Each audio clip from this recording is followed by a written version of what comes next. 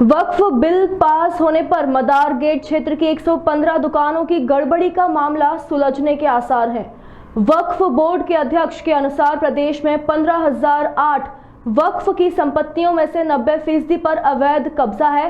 इंदौर, उज्जैन, सागर, भोपाल और जबलपुर में वक्फ की संपत्तियों पर अवैध कब्जा पाया गया है।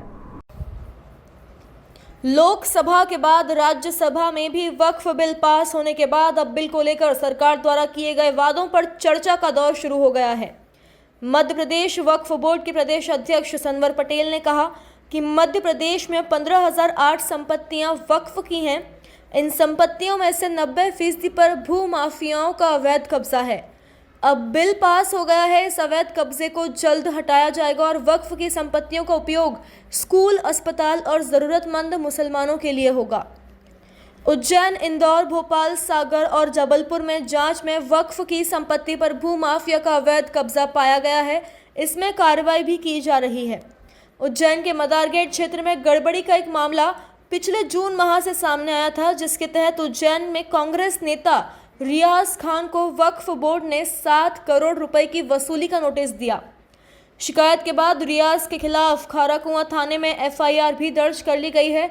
उन पर वक्फ बोर्ड की जमीन पर स्थित दुकानदारों से वसूली का आरोप है। रियाज खान युवक कांग्रेस के पूर्व अध्यक्ष रह चुके हैं।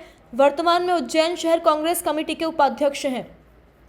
दरअसल रियाज खान पिछले 26 साल वक्फ बोर्ड उज्जैन में अध्यक्ष रहे।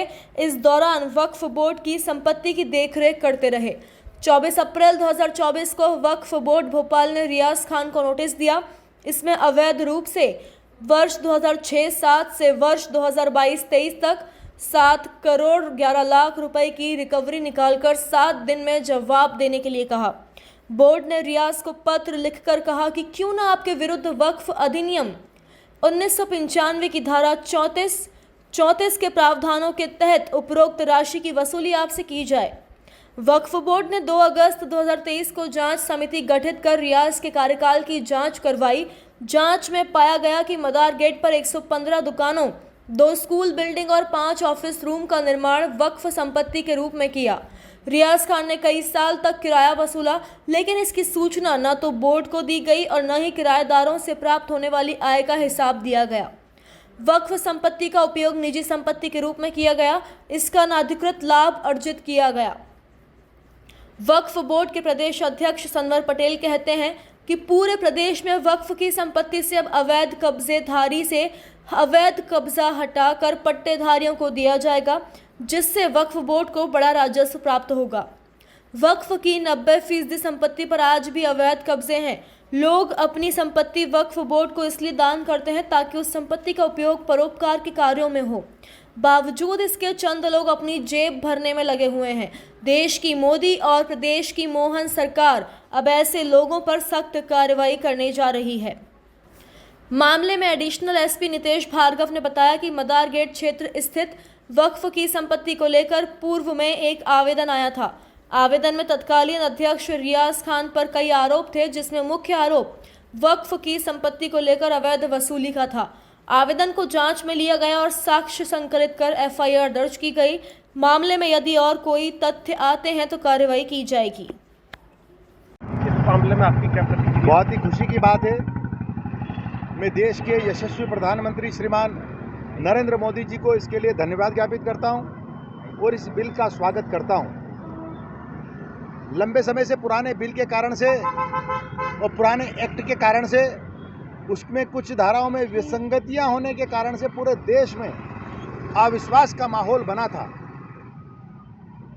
देश के प्रधानमंत्री जी ने उस अविश्वास को विश्वास में बदलने के लिए वक्फ का जो कामकाज है उसमें पारदर्शिता के लिए वक्फ की संपत्तियां उनको अवैध कब्जों को छुड़ाकर और जो उसके असली हकदार हैं गरीब, जरूरतमंद, मिस्कीन मुसलमान भाई बहन, उनके उत्थान के लिए यह बिल लेकर आए हैं।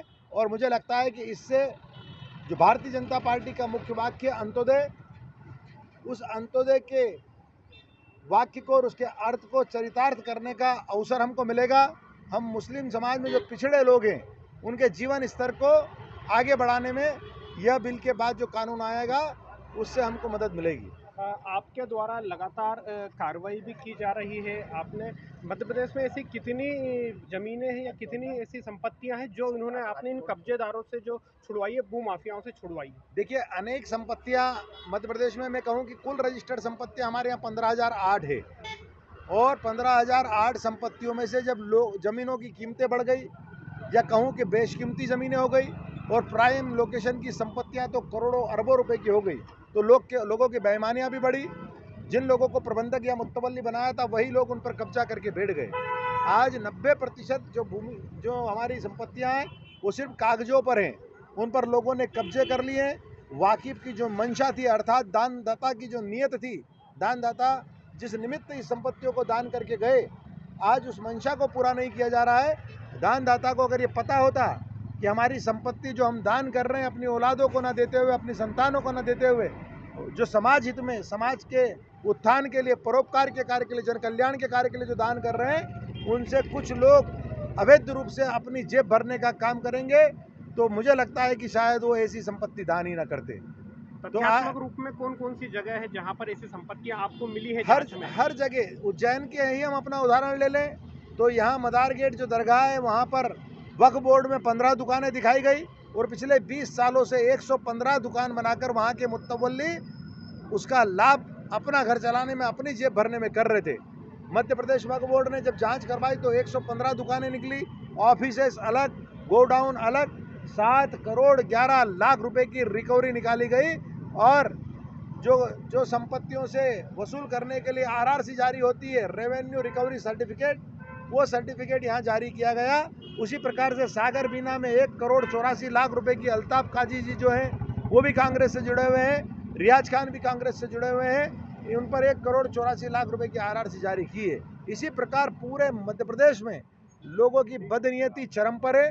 उन बदनीयती को और बेईमानियों को ठीक करने के लिए भारतीय जनता पार्टी की सरकार ने कमर कसी है, और देश के प्रधानमंत्री नरेंद्र मोदी जी सबका साथ, सबके विकास के तहत मुसलमान समाज के जो पिछड़े लोग हैं उनका विकास करने का उन्होंने बीड़ा उठाया है। और मुझे लगता है कि इससे समाज आत्मनिर्भर बनेगा, गरीब जरूरतमंद लोगों की मदद हो पाएगी। ठीक है सर, वक्फ बोर्ड की संपत्ति को लेकर कोई मामला सामने आया था जिसमें थाना कुआं पुलिस ने प्रकरण दर्ज किया था, क्या है पूरा मामला? इसमें पूर्व में एक वक्फ मस्जिद के जो अध्यक्ष थे उनकी ओर से एक आवेदन पत्र प्रस्तुत किया गया था, जिसमें वक्फ बोर्ड की ओर से निष्कासित पूर्व अध्यक्ष के विरुद्ध वो आवेदन था। इनका आरोप था कि वक्फ की जो प्रॉपर्टी है उस पर कुछ अवैध वसूली को लेके उनके आरोप थे, और उसमें कई अन्य बिंदु भी शामिल थे। हम लोगों ने पूरा मामला जांच में लिया। जांच के बाद इसमें साक्ष्य का संकलन किया गया। साक्ष्य जब पर्याप्त हो गया तो उसमें खाराकुआ पुलिस स्टेशन में एक प्रथम सूचना रिपोर्ट पंजीबद्ध की गई थी। उस मामले में हम लोग गंभीरता से विवेचना कर रहे हैं, और भी आगे इसमें जो भी एविडेंसेस या अन्य कोई आरोपी आते हैं तो उसको भी हम लोग इसमें शामिल करेंगे।